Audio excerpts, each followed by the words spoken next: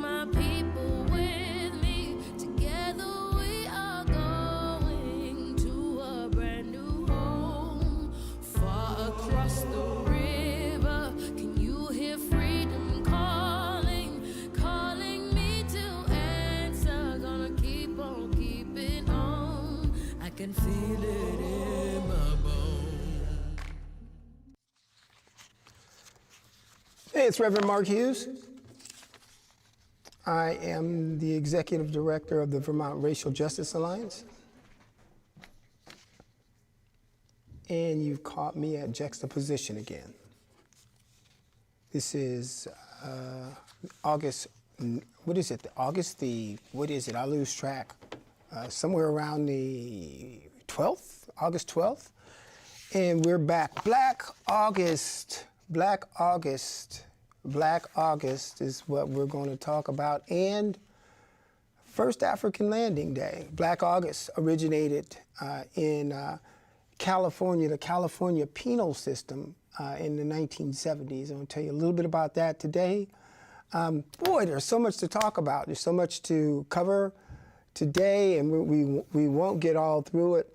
But I digress. So I was on talking to a reporter today about, I was contacted about the policing in Burlington, and the reporter, a very young and new reporter that is just here in the state of Vermont for a number of months over the summer, has been instructed by her editor to look into, get this, the use of force of police in Burlington. That she wants to understand.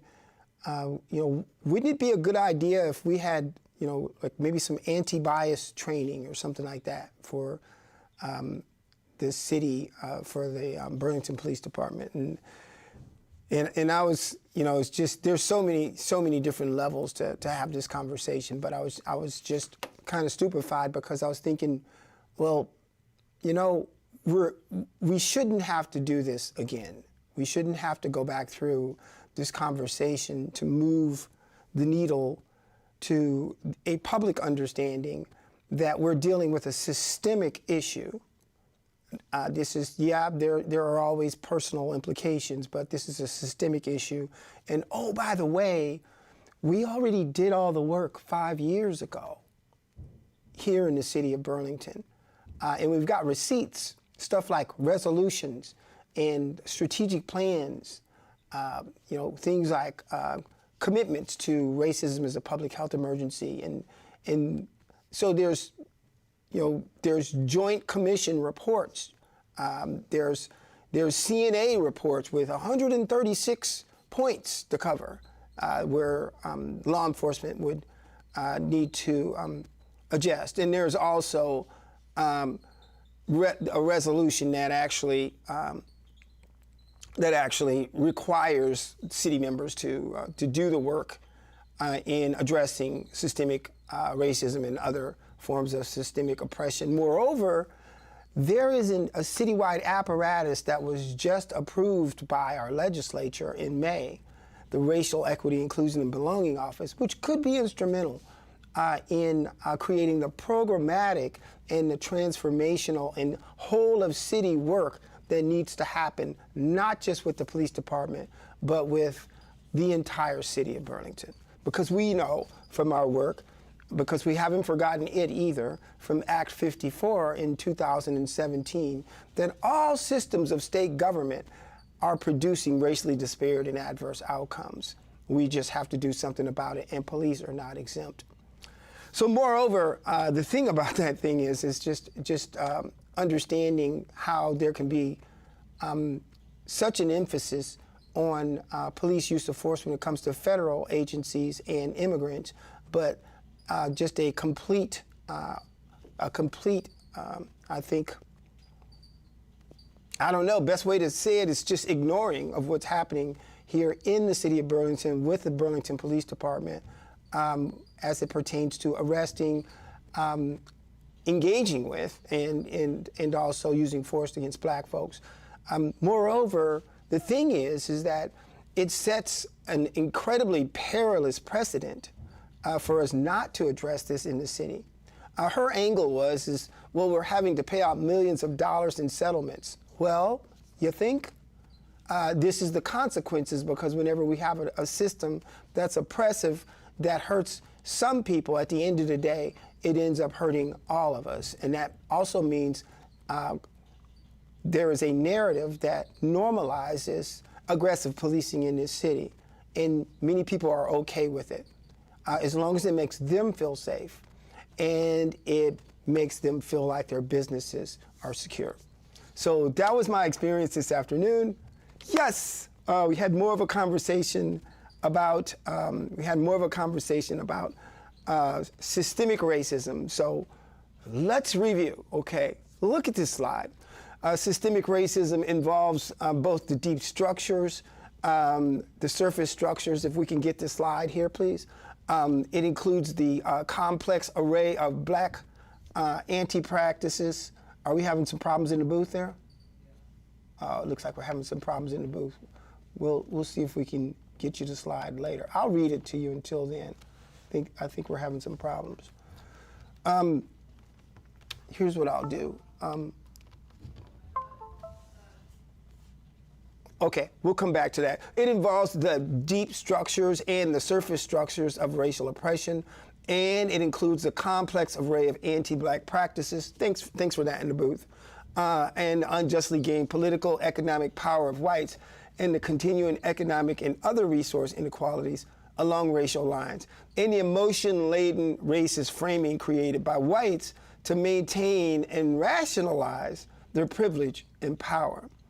Systemic racism thus encompasses the dominant white racial frame with its white racist attitudes, ideological, its ideologies, its emotions, images, narratives, as well as the discriminatory actions. Notice it mentioned those last, and the institutions flowing out of and linked to that frame. This racism is a material, social, ideological, reality, and indeed systemic, which means that the racist reality is manifested in all major institutions. So just want to, again, rein folks in again. And it's, I could go towards the media and talk about just what a mess it is, and here we are 5 years in from this, 10 years, 15, 20 years in from just having these kinds of conversations and doing the work across the state. And we bring in a reporter from out of the state, a young reporter nonetheless, put her on an assignment like this and equip her with questions like this. I'm going to say it, editors, I'm going to call you out. Vermont Digger, shame on you, okay? So that's just ridiculous. Yeah, you shouldn't do that. But anyway, I'm here to do other things, and there is a connection to what I'm here to talk about. There's definitely a connection, so welcome again. Juxtaposition, issues affecting black folks affecting change. Today we're talking about, this episode is Black August, First African Landing Day. Black August originated in California in the penal system in the 1970s, and many significant events in the new African nations' struggle for justice and liberation have occurred in August. So the commemoration also of Black August particularly hails the advances and the sacrifices of black freedom fighters. Conversely, we also have the Vermont Racial Justice Alliance's establishment of First African Landing Day, and that was established in August 24th, 2019 by the inspiration of the 400-year African American History Commission and the 1619 Project. The 1619 Project. I brought the book, but I don't think I can reach it from where I'm at right now. The 1619 Project, the Vermont First African Landing Day was established to recognize and highlight the resilience and the contributions of African Americans since 1619, to acknowledge the impact that slavery and the laws that enforce racial discrimination have and continue to have on the United States, and to educate the public about the arrival of Africans to the United States. So now what we have is we have these two things kind of converging, and that's kind of what I wanted to talk about today is how this business of the Black August, this Black August business converges, and how it all kind of comes together, because we're doing this in August, and there's so many other things that have happened in August that have everything to do with Black liberation. There's several pages here that I have of authentic information on Black August provided by Doc Holliday. That's an original comrade of George Jackson and a longtime figure of the Black liberation, that the prison struggle. Doc's presently in prison in Marion, Illinois.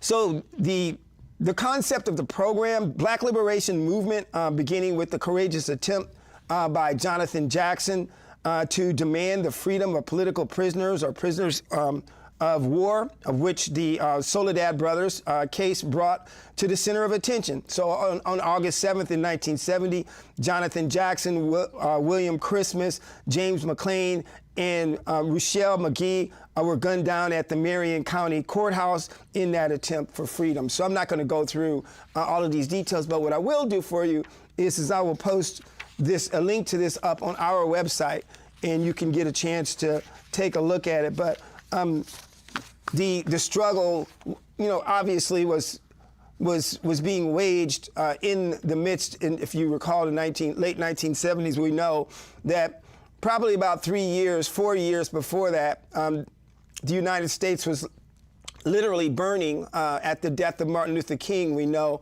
that Bobby was assassinated months before that. We know that JFK, but also Malcolm X, many others. Many were imprisoned, many freedom fighters, many folks who were fighting for liberation because of the legacy of slavery were fighting for liberation. We know that the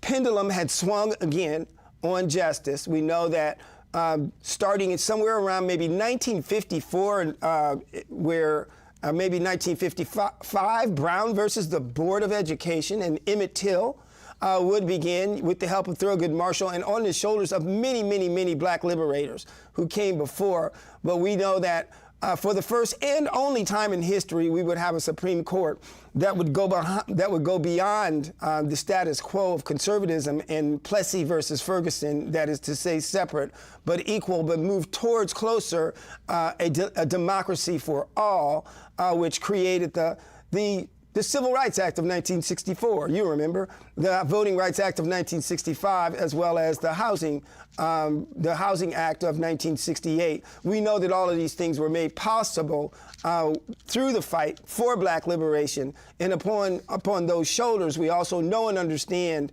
that today that democracy was made possible for all other protected categories, be they communities of disabilities, be they communities of lesbian, gay, trans, bi, and plus the whole community, and all of the other protected categories, whether it's for your religion or whether it's whether it's ageism. All of those protections emanated from those liberties that were rooted in the Equal Protection Clause of the 14th Amendment of the Constitution, where we took our first pass at liberation upon the abolition, if you will, in part, of slavery. So that's kind of where we've come today, but all of it is linked, as you can see, to the institution of slavery, and therefore the legacy of slavery. The fight for civil rights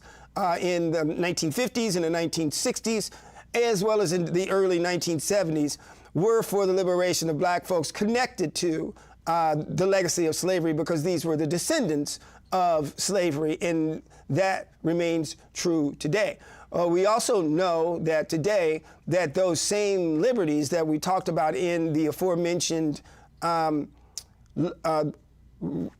civil rights laws that emanated from our 13th, 14th, and 15th Amendments, we know that there has been a dramatic rollback and incredibly violent upending, if you will, of the entire federal civil rights apparatus, to include the Voting Rights Act, finalizing the Assault on the Voting Rights Act with the Section 5 in Cali versus Louisiana just recently. So this is how all of this comes together, because we're still, even today, talking about the legacy of slavery, and the legacy of slavery is very, very important in understanding.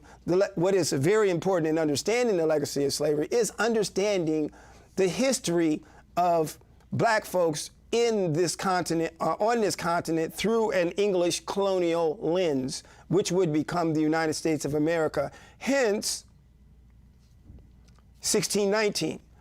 Because what we know is that 1619, through the lens of an English colonial, through an English colonial lens, we know that 1619 is where we first discover black folks first coming to the United States.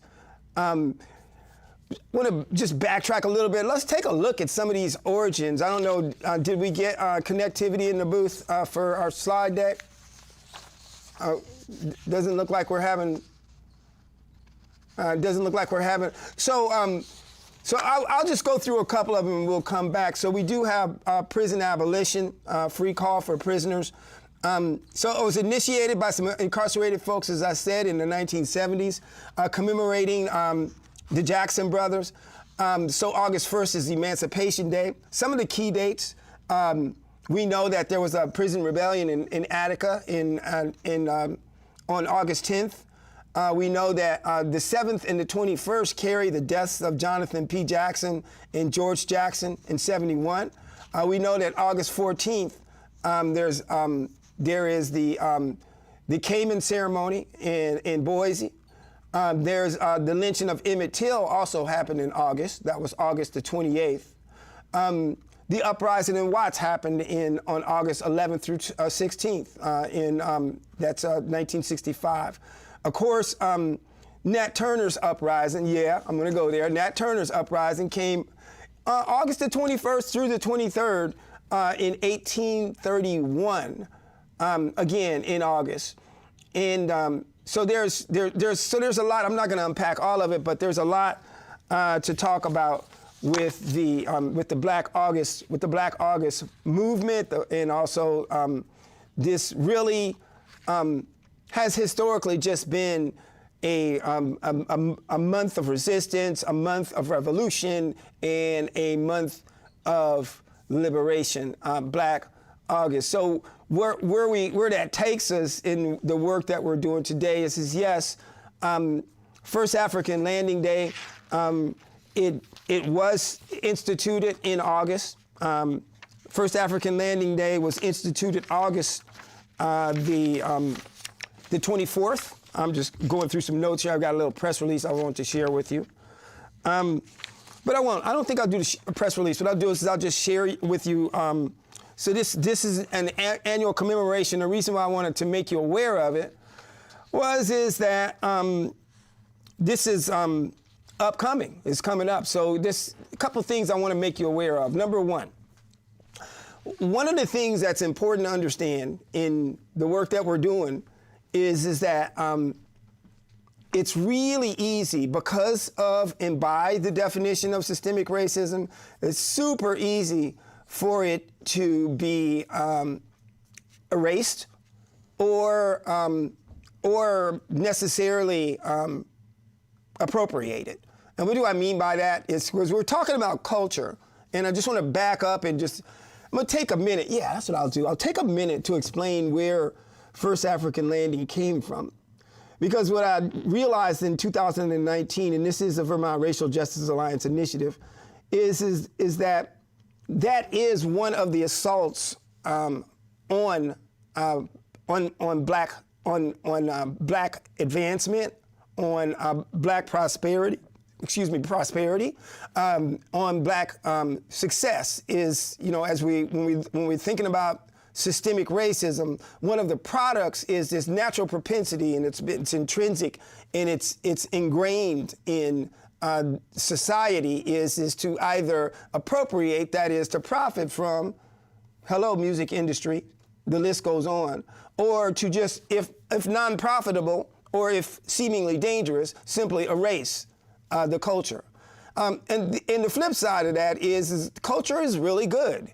It's very healthy, and it also enables us to thrive as a people, black folks. So as we come together as people, very, very important, embracing culture. And so what we decided to do was to design an event, one event that would happen annually, that would enable us to come together and actually embrace that.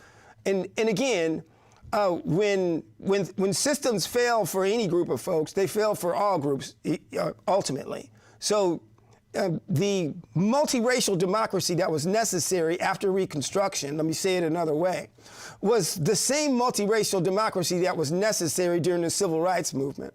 And it's the same multiracial democracy that's now necessary for us to move and advance to a new democracy, one that we've never seen before, one that is impenetrable, and one that is non-revocable.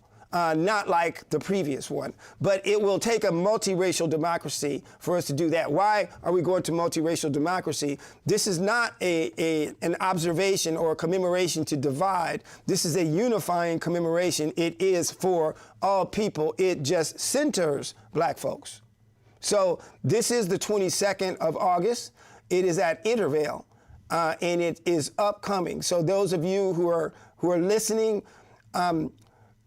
firstafricanlandingvt.org, firstafricanlandingvt.org, firstafricanlandingvt.org is the website, and faldvt.eventbrite.com is the sites. Those are the sites. If you can find the first one, you can find the second one. It'll take you there. Very important. So that's why we're doing the work. Here's another thing. Ask yourself why you've never heard of it. This is the 8th year, and it's been done on the same day every year. And that is, just in case you can't make it this year, you'll know next year, and you can put it on your calendar now and every year in perpetuity. It is the 4th Saturday of every August.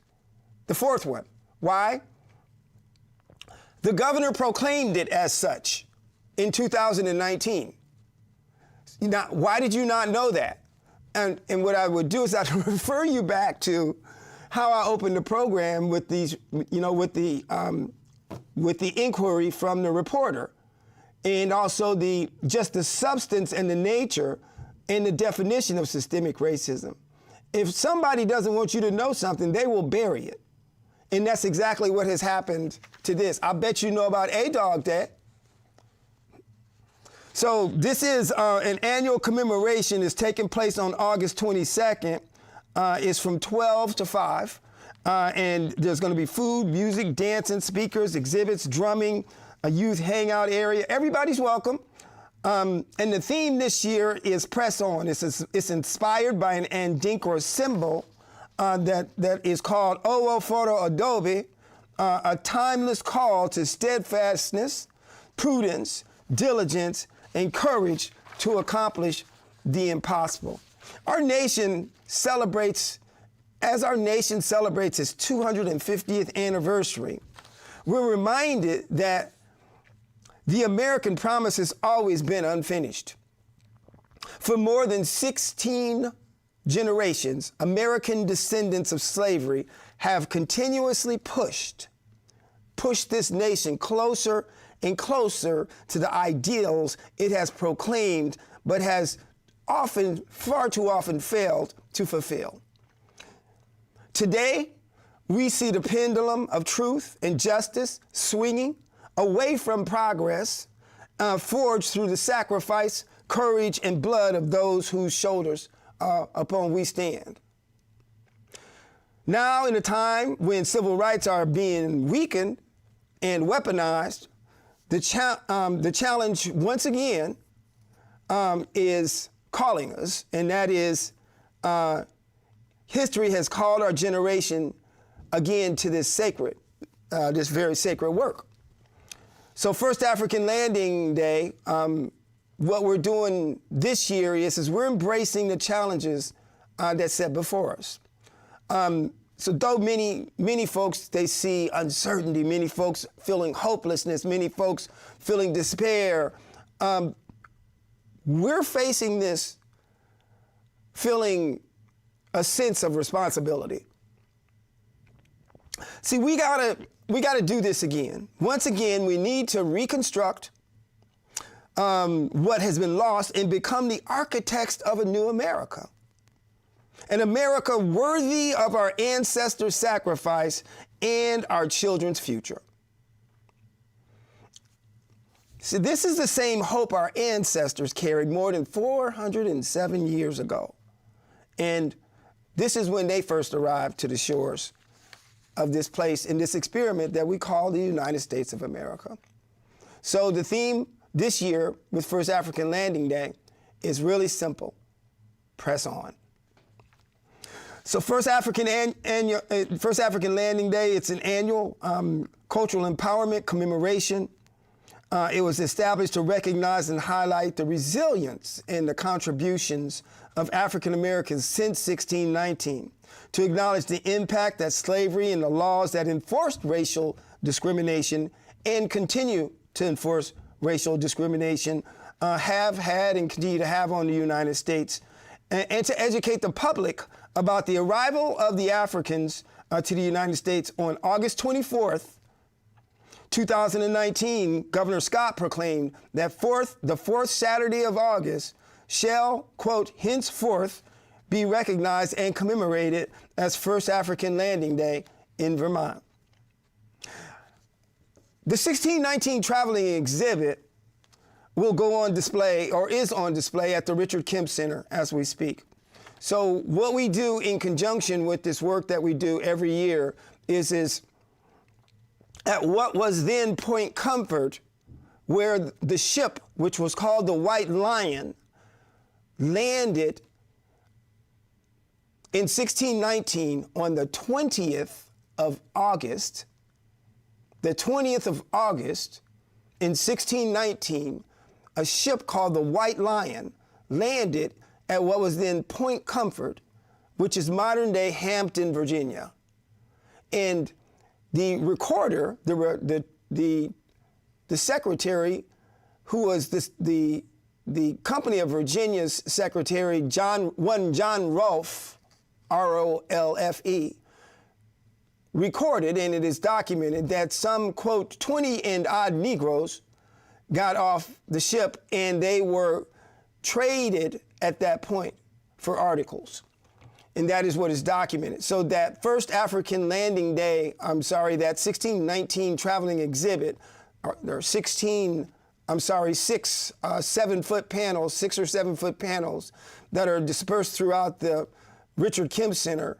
And you can stop in there from Tuesday through Thursday throughout the remainder of the rest of the month to see this exhibit that tells the story of this trip from this 1,000-mile trip from Angola to the shores of what would become the United States. And as we're ramping up for this event, hey, we could always use a hand.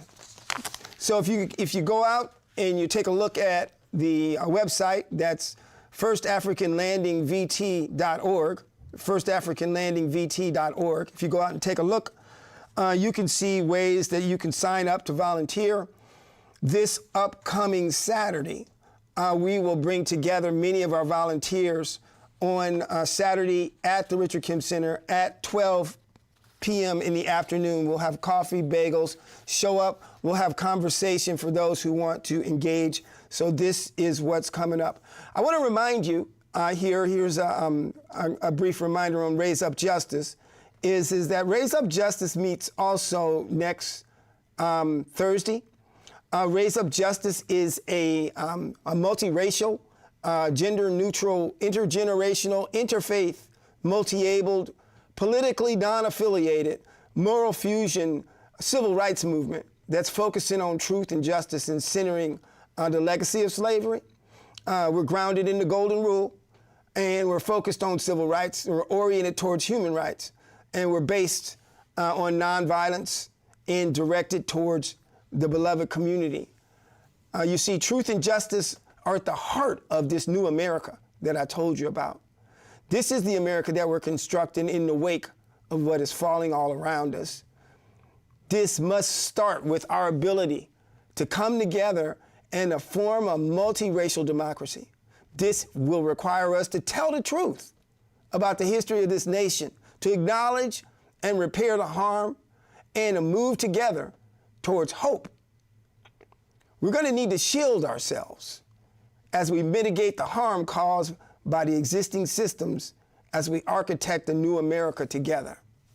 So this movement is built in community resilience, it's built in education on the legacy of slavery, and then we do the work, and that is to shield Vermont with anti-racist and anti-oppression programming, with civil rights and racial justice and disparate impact policies, and with effective oversight of our law enforcement. It's up to us to shield Vermont. So from that, there's a statewide call to build and strengthen Vermont's independent civil rights and protection infrastructure in response to this is a lifetime unprecedented upending and weaponization of the entire federal civil rights apparatus.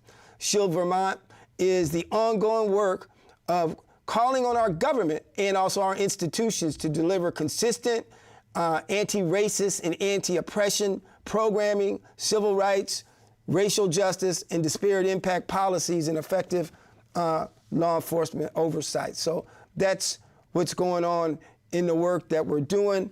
Can we share this slide here? This is Raise Up Justice.